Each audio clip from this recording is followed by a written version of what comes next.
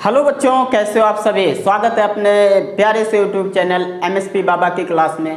तो बने रहिए आप हमारे साथ। और आज जो बहुत अच्छा टॉपिक है, वो टॉपिक हमारा यह है, यूपी बोर्ड में जो भी क्वेश्चन पूछे जाते हैं एक एक क्वेश्चन को हम लोग मक्खन करेंगे। तो चैप्टर का नाम जो है वो है हैलो एल्केन और हैलो एरिन। इस चैप्टर के जितने भी क्वेश्चन आपसे पूछे गए, अभी तक जितने भी क्वेश्चन पूछेंगे, सारे क्वेश्चन को हम लोग करेंगे। वीडियो को देखते रहना और पूरे क्वेश्चन को आप लोगों को ध्यान से समझना है और कॉपी और पेन लेकर बैठो। जितने क्वेश्चन कराएं सारे क्वेश्चन आप कॉपी पे लिखो और बार बार रिवीजन करो। लास्ट में आप देखना बहुत अच्छा स्कोर होगा और बहुत अच्छे से सारे क्वेश्चन आप चुटकियों में हल करोगे। तो लिखते हैं क्वेश्चन को, फिर हम समझते हैं। तो हाँ बच्चों, तो क्वेश्चन आपके सामने है। अब इसको हम लोग हल करते हैं। कैसे करना है बहुत ध्यान से समझना। जो बातें बताएं, जिस तरह से हम करें उस तरह से आप कॉपी पे लिखना और बार बार लिखना, बार बार कोशिश करना समझने की। कोई दिक्कत नहीं होगी, कोई डाउट नहीं आएंगे। बहुत ध्यान से समझना। तो स्टार्ट करते हैं। देखो क्वेश्चन को ध्यान से पहले पढ़ो। क्वेश्चन क्या कह रहा है? क्वेश्चन कह रहा है हैलो एल्केनों के बनाने की दो सामान्य विधियों के रासायनिक समीकरण लिखिए तथा इनकी निम्नलिखित के साथ अभिक्रिया लिखिए। और ये बेटा क्वेश्चन जो आपका बच्चों पूछा गया है 2017 और 2019, बाकी और भी 2015-16 में भी पूछा गया था, लेकिन हम 2 सन लिए हैं, 2017 और 19 में लिए हैं। तो इस बार आने के चांस हैं। ठीक है, तो बहुत ध्यान से समझना। देखो इसमें सबसे पहले हैलो एल्केनों के बनाने की विधियां देखनी है हमको। तो हेडिंग लगाओ सभी बच्चे, हैलो एल्केनों के बनाने की विधियां बहुत ध्यान से समझना। देखो पहली विधि तो इसके अंदर यही है कि हम लोग बहुत पहले पढ़ चुके हैं। पहली विधि इसी के अंदर यह आती है कि अल्कोहल द्वारा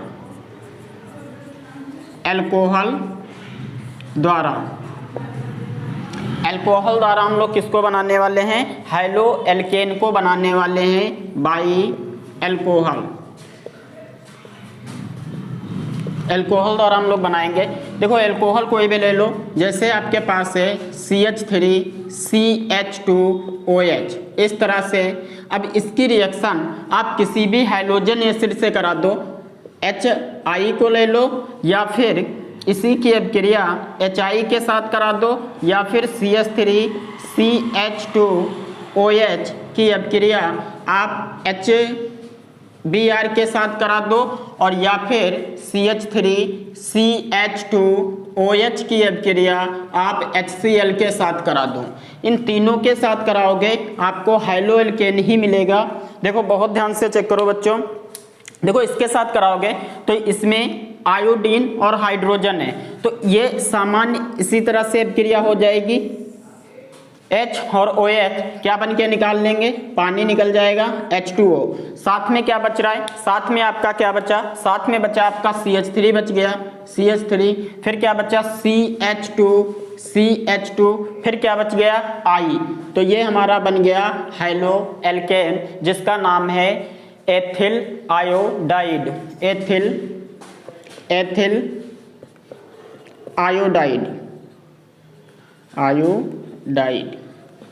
एथिल आयोडाइड इसका नाम है। दूसरे में देखो क्या होगा? दूसरे में ये वाला OH इस वाले H के साथ जाएगा, यानी H2O बनेगा। और साथ में क्या बच गया? साथ में आपका बना CH3 सिंगल बॉन्ड CH2 और सिंगल बॉन्ड Br। ये हमारा एथिल ब्रोमाइड बन के तैयार है, एथिल ब्रोमाइड। तो इस तरह से हम कर सकते हैं। और इसके साथ अगर कराएंगे तो यहाँ पे देखो क्या होगा? ये वाला OH इस वाले H के साथ जाएगा, H2O बन के निकलेगा। और साथ में आपका क्या बना? CH3 सिंगल बॉन्ड CH2 और सिंगल बॉन्ड Cl। अब दोस्तों ये रिएक्शन तो आपकी हो चुकी है, लेकिन बहुत ध्यान से अगर देखो तो ये जो पहली रिएक्शन है ये आराम से हो जाती, इसमें कोई आपका उत्प्रेरक की आवश्यकता नहीं पड़ती है। लेकिन ये जो दो रिएक्शन है ये सामान्य रूप से अभिक्रिया नहीं करते हैं, इसमें हमें कोई ना कोई चाहिए। देखो अभिक्रिया कोई भी हो, बहुत ध्यान से समझो, अभिक्रिया कोई भी हो, कोई भी अभिक्रिया अगर हो रही है तो उसके अंदर भाई जब तक अभिकारक, जैसे अभिकारक कौन है, इसमें दो अभिकारक हैं, एक तो आपका एथिल अल्कोहल है, दूसरा HI है, और इसके अंदर भी एथिल अल्कोहल है, दूसरा HBr अभिकारक है, इसके अंदर एथिल अल्कोहल है और HCl अभिकारक है। तो अभिकारक जब तक H और I के बीच का बंध टूटेगा नहीं तब तक आपका जल निकलेगा नहीं और हमारा हाइलोएल्केन नहीं बनेगा। ऐसे ही H और Br के बीच का बंध टूटे, जब तक H और Br के बीच का बंध नहीं टूटेगा तब तक हमारा हाइलोएल्केन नहीं बनेगा। इसी तरह से जब तक HCl का बंध नहीं टूटेगा, HCl का बंध नहीं टूटेगा तब तक हमारा हाइलोएल्केन नहीं बनेगा।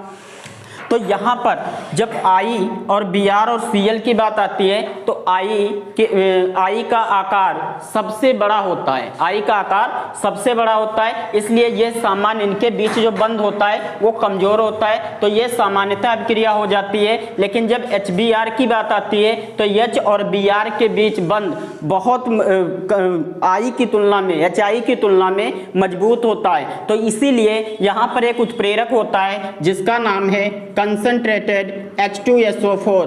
H2SO4 क्या करता है, एसिड होता है, तो H2SO4 क्या करता है, H और Br के बीच जो बंध है, रिश्ता है, रिश्तेदारी है, इसको क्या करता है, कमजोर कर देता है। तो ये सामान्यतः पानी बन के निकल जाता है और हमें क्या प्राप्त हो जाता है, हाइलोएल्केन। इसी तरह से जब इसके बीच आओगे HCl के बीच में, तो Cl और H के बीच का रिश्ता जो तोड़ने वाला है उस उत्प्रेरक का नाम है निर्जल ZnCl2। निर्जल ZnCl2 ले लेंगे, निर्जल ZnCl2। तो ये क्या करेगा, HCl के बीच के रिश्ते को कमजोर करेगा और आसानी से H2O बनेगा और साथ में हमें क्या मिलेगा, हाइलोएल्केन। तो पहला मेथड तो ये है, वो एक क्वेश्चन एक कह रहा है, हमने 3 प्रकार की रिएक्शन बताई। और दूसरे अगर मेथड की बात करें तो दूसरा मेथड यहाँ पे लिख देते हैं, हम लोग एल्कोहल ही लेंगे CH3 या हाइलोएल्केन द्वारा बना लेंगे, एल्केन के हाइलोजनीकरण द्वारा, बहुत ध्यान से चेक करो, हाइलोजनीकरण द्वारा, बहुत ध्यान से चेक करना। यहाँ पे देखो क्या होगा, सीन बदलने वाला है। जैसे मान लो कि हमारे पास कोई एल्केन है, पहले भी बता चुके हैं, 2 क्लासें हुई, दोनों क्लासों में हमने एल्केन से एल्किल हैलाइड के बारे में बात कर रहे थे। तो एल्केन से एल्किल हैलाइड बनाना है, कैसे बनेगा, बहुत ध्यान से चेक करो। सपोज करो आपके पास ये है CH3, सपोज करो आपके पास क्या है, ये CH3 है और साथ में आपका CH3, ये एल्केन है, इसका नाम है एथेन, बहुत ध्यान से चेक करना, एथेन है। अब इसकी रिएक्शन, इसका क्या कराएंगे, क्लोरीनेशन कराएंगे। पहले की वीडियो आपने देखी नहीं तो देख लो, वहां पे जाके हमने बहुत अच्छे से समझाया है कि कोई भी जब हाइड्रोकार्बन होता है, एकल बंध का होता है, तो सबसे पहले उसको एक्टिव करते हैं और उसका क्लोरीनेशन करा देते हैं, तो यहाँ पर क्या होगा, इसका भी क्लोरीनेशन कराओ, Cl2 ले लो और साथ में HV की उपस्थिति होनी चाहिए। यहाँ से एक हाइड्रोजन यहाँ के हाइड्रोजन के साथ HCl बना लेगा और साथ में क्या बन जाएगा आपका CH3, CH2 और Cl। तो ये हमारा क्या बन के तैयार है, हाइलोएल्केन बन के तैयार है, तो ये लिया था। अब हम इसकी जो रिएक्शन है उनको भी कर लेते हैं, KOH के साथ और AgCN के साथ, इनकी अभिक्रियाएं करा लेते हैं। बहुत ध्यान से चेक करना। अब जो हमारे हाइलोएल्केन बन के तैयार हुए थे, जैसे ये बना है, तो इसी की अभिक्रिया सबसे पहले KOH के साथ कराएंगे। बहुत ध्यान से चेक करो, जैसे CH3, CH2 और Cl, इसकी अभिक्रिया किसके साथ करानी है, KOH के साथ करानी है, पोटेशियम हाइड्रोक्साइड के साथ करानी है। बहुत ध्यान से चेक करो, बहुत आसान है, कुछ नहीं होने वाला है। इसके ऊपर पॉजिटिव चार्ज, इसके ऊपर नेगेटिव चार्ज, ये दोनों आपस में क्या कर लेंगे, रिएक्शन कर लेंगे। लेकिन याद रखना, ये जो लिया है ये एक्वस के रूप में लिया है, एल्कोहल रूप में लेंगे, एल्कीन में कन्वर्ट हो जाएगा। तो इसको जो KOH लिया है वो किसके रूप में लेना है, एक्वस के रूप में है, KOH के साथ अभिक्रिया कराएंगे तो हमें क्या मिल जाएगा, ये मिलेगा CH3 CH2 और OH, और साथ में हमारा निकला क्या है, साथ में निकला KCl। तो इस तरह से ये क्रिया होगी। दूसरी कह रहा है कि AgCN के साथ कराओ, तो ये और ये बी वाली कौन है, AgCN के साथ, यानी जो CH3 CH2 और Cl की अभिक्रिया AgCN के साथ कराना है। तो AgCN के साथ कराओगे, बहुत ध्यान से चेक करना, यहाँ पे कुछ होने वाला है। क्या होगा देखो, चेक करो, इसके ऊपर प्लस है, इसके ऊपर माइनस है। अब आप कहोगे सर ये तो ऐसे निकल जाएंगे AgCl बनके, तो ये बात सही है कि AgCl बनके निकल जाएंगे आपके AgCl।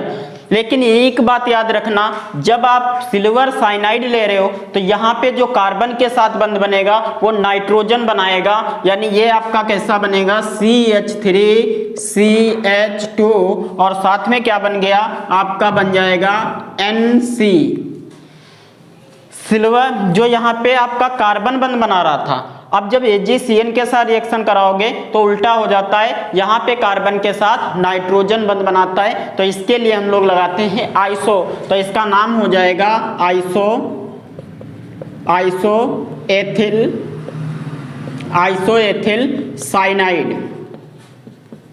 आइसोएथिल साइनाइड। तो इस तरह से पहला क्वेश्चन जो आपके सामने था उसको हमने बहुत अच्छे से समझाया। उम्मीद करते हैं सभी बच्चों को बहुत अच्छे से समझ में आया है।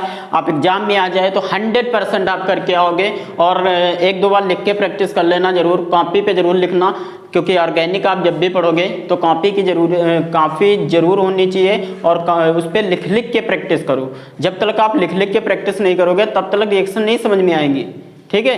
तो रिएक्शन को आप अच्छे से लिखो, जब अच्छे से लिखोगे तभी आपकी सारी रिएक्शन मक्खन होंगी। और एक बार हमारा कहना मानो, आप हर एक रिएक्शन को कॉपी पे एक दो बार लिख लिख के ट्राई करो, देखो कितना अच्छा लगेगा और कितना अच्छा आप अपने आप को फील करोगे कि हाँ हम सर आपने बताया था कि लिख लिख के ट्राई करो, तो ऑर्गेनिक सीख रहे हैं तो बहुत अच्छे से समझ में आती है। देखो कोई भी चीज़ है बच्चों सीखनी है तो सबसे पहला काम आपको यही करना है कि कॉपी पे लिख लिख के ट्राई करो। जैसे मैथ वाले बच्चे मैथ को नहीं लगाते रहते हैं, तो इसी तरह से आप रिएक्शन पार्ट को भी कॉपी पे बार बार लिखो, जब तक आपकी ना तैयार वो ना हो जाए, जो आपकी अभिक्रिया है वो ये ना कह दे कि हाँ भैया आप बस करो हमें लिखो, तब तक उसको लिखते रहो। और जब जितना ज़्यादा आप लिखोगे उतना अच्छा लगेगा और आप अपने आप को पॉजिटिव फील करोगे, ठीक है। तो इसका स्क्रीनशॉट ले लो, उसके बाद में हम लोग क्या करते हैं, इसका नेक्स्ट क्वेश्चन करते हैं, वो भी आपका लॉन्ग क्वेश्चन है, उसको अच्छे से समझते हैं, ठीक है। तो इसका स्क्रीनशॉट लो, तब तक आगे चलते हैं। हाँ तो बच्चों आपके सामने दूसरा क्वेश्चन है, वो ये है, देखो हैलोएरिन क्या है। तो हैलोएरिन है क्या, किसी एरोमेटिक हाइड्रोकार्बन का यौगिक लो, इस तरह से बेंजीन के H को हटाकर उसकी जगह कोई हाइड्रोजन एटम आ जाए तो उसे क्या कहते हैं, हैलोएरिन कहते हैं। तो सब कॉमन बातें हैं, सभी लोग समझते हो। किसी एरोमेटिक हाइड्रोकार्बन यौगिक के हाइड्रोजन को हटाकर उसकी जगह किसी हाइड्रोजन एटम का जुड़ना क्या बनता है, हैलोएरिन बनता है। जैसे क्लोरीन, ब्रोमीन, आयोडीन, फ्लोरीन, कुछ भी हो, कुछ भी जोड़ दो वो आपका हैलोएरिन बन जाएगा, ठीक है। तो इसे अब कह रहा है इनकी दो मुख्य प्रतिस्थापन अभिक्रिया लिखिए। तो दो मुख्य प्रतिस्थापन अभिक्रिया कौन है, पहली है नाइट्रीकरण, बहुत ध्यान से चेक करो, नाइट्रीकरण में क्या होता है भाई, नाइट्रीकरण क्लोरोबेंजीन ले लो, इस तरह से क्लोरोबेंजीन है आपके पास, इसकी रिएक्शन HNO3 और साथ में क्या लेना है, कंसंट्रेटेड H2SO4 लेना है, और 50 से 60 डिग्री सेल्सियस क्या लेना है, तापमान लेना है। इसके साथ कराएंगे तो यहाँ से देखो क्या क्या मिलेगा, एक मिलेगा OH माइनस मिलेगा और दूसरा क्या मिलेगा, NO2 मिलेगा। प्रतिस्थापन करना है तो प्रतिस्थापन कैसे करते हो, न्यूक्लियोफिलिक सब्स्टिट्यूशन हो रहा है, तो नाभिक रागी प्रतिस्थापन अभिक्रिया है। तो यहाँ पे देखो क्या होगा, जो प्लस वाला यहाँ का हाइड्रोजन जो है और यहाँ का हाइड्रोजन है, तो इसके ऊपर प्लस है तो ये प्लस वाला हटेगा, इसकी जगह ये वाला प्लस चला जाएगा, क्योंकि प्रतिस्थापन का मतलब ही होता है समान आवेश वाला हटे और उसकी जगह समान आवेश वाला जाके जुड़ जाए।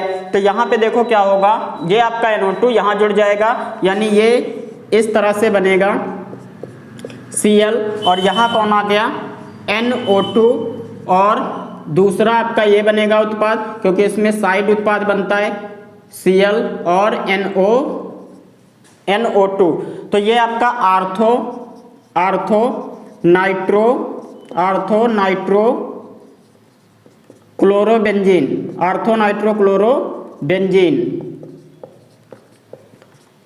और ये आपका बन रहा है पैरा नाइट्रो क्लोरोबेंजीन। तो पहली अपक्रिया ये आपकी हो गई। और दूसरी अपक्रिया में देखो क्या कर सकते हो,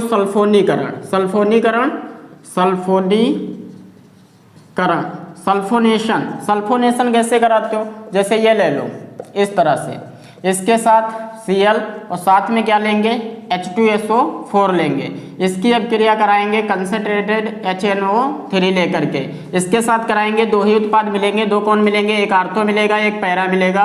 बहुत ध्यान से चेक करो, यहाँ पर क्या होगा, एक Cl, यहाँ SO3H आ जाता है और H2O आपका बाहर होगा, इसके अंदर भी H2O बाहर हो जाता है, H2O बाहर हो जाएगा।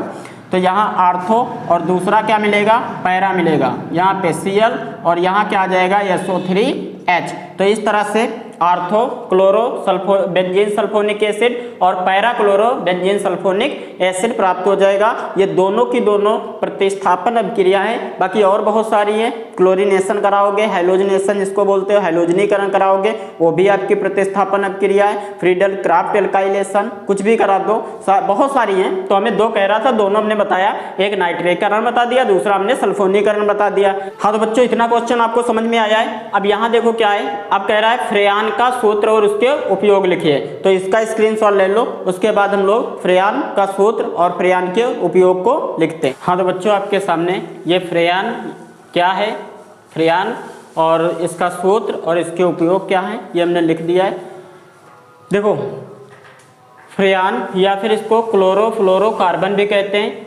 परिभाषा इसकी ये है, एल्केनो के पॉली क्लोरोफ्लोरो व्युत्पन्न यानी उनके डेरिवेटिव को क्या कहते हैं, फ्रेयान कहते हैं। जैसे CfCl3 इसको फ्रेयान 11 के नाम से जानते हैं और CF2Cl2 इसको फ्रेयान 12 के नाम से जानते हैं। इनका उपयोग क्या है, उपयोग देखो, पहला उपयोग यह है कि फ्रेयान जो है वो रंगहीन, गंधहीन और विषहीन क्या है, द्रव है। और दूसरा है ये बहुत कम दाब पर ही गैस अवस्था में परिवर्तित हो जाते हैं। तो ये दो क्वेश्चन आपके हुए हैं। आज की क्लास में आपके दो क्वेश्चन हमने कराए हैं। दोनों क्वेश्चन को आप बहुत अच्छे से समझ गए हो। और अगर वीडियो आपको पसंद आई हो तो प्लीज़ वीडियो को लाइक करना, शेयर करना और चैनल पे नए हैं तो चैनल को सब्सक्राइब करना। उम्मीद करते हैं आप लोग आज का वीडियो बहुत अच्छे से समझे हो और जो भी दो क्वेश्चन हमने कराए इनको आप बार बार लिख के प्रैक्टिस करना। और मिलते हैं आपको नेक्स्ट वीडियो में। जय हिंद।